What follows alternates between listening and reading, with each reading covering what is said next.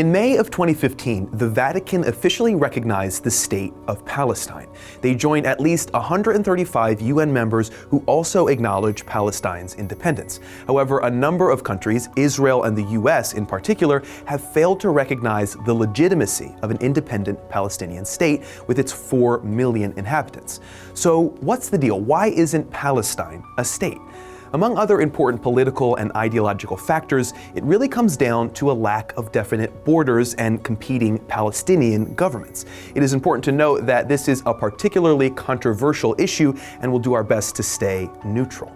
The easiest place to start is with the Ottoman Empire, which ruled over what is now Israel and Palestine since the early 16th century. But following the end of World War I, the Ottoman Empire was dissolved and the British received the now disputed land. Although there were many Arabs living in the area, the British were committed to establishing a Jewish state. However, attempts at negotiating borders within the area were unilaterally rejected by Arab leaders, and the plans were dropped when World War II began. Meanwhile, hundreds of thousands of Jews moved into the British-controlled area as anti-Semitism and the Holocaust flared throughout Europe. After the war had ended, the UN partitioned the area into 2 Arab and Jewish territories in 1947. Jewish leaders agreed to the deal, but surrounding Arab leaders again rejected the proposal and responded by declaring war. The Jews won that war, and on May 14, 1948, Jewish leaders announced that they were establishing the State of Israel on the land they now controlled. They were immediately recognized by the United States, the USSR, and dozens of other countries. Meanwhile, Jordan and Egypt laid claim to the non-Jewish areas left over and incorporated the existing Arabs as Jordanian and Egyptian citizens.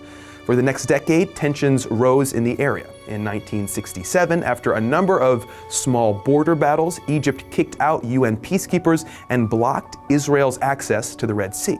In response, Israel began the Six-Day War. The relatively powerful Israeli military ended up winning the war, claiming the West Bank, Gaza Strip, Sinai Peninsula, and Golan Heights from Jordan, Egypt, and Syria. Since then, the question of whose land is whose has centered on these captured territories versus the borders proposed by the UN in 1947. Following peace talks throughout the 90s and mid-2000s, Israel ceded control of several areas to a limited self-government, the Palestinian Authority. Israel also withdrew their military and Jewish settlers in the region.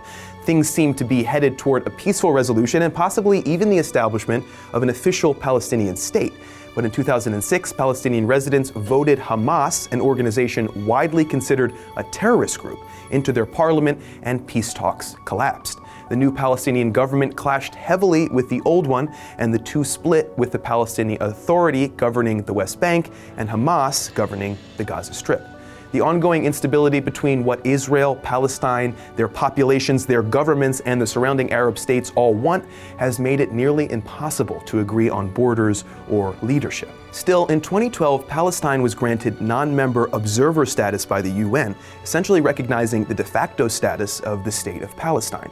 With more and more countries coming out to support Palestinian statehood, it seems like the only thing left is for Israel and Palestine to come to some sort of lasting agreement. However, disputes about water rights, occupation of land, freedom of movement, and mutual security suggest that reconciliation is unlikely to happen in the near future. Jerusalem, arguably the most holy city in the world, is a focal point for this conflict. To learn more about the city and how it fits into the debate, check out our video here. So what exactly is going on in East Jerusalem? Well, like most things in the area, its history is complicated. Thanks for joining us on TestTube, and don't forget to subscribe.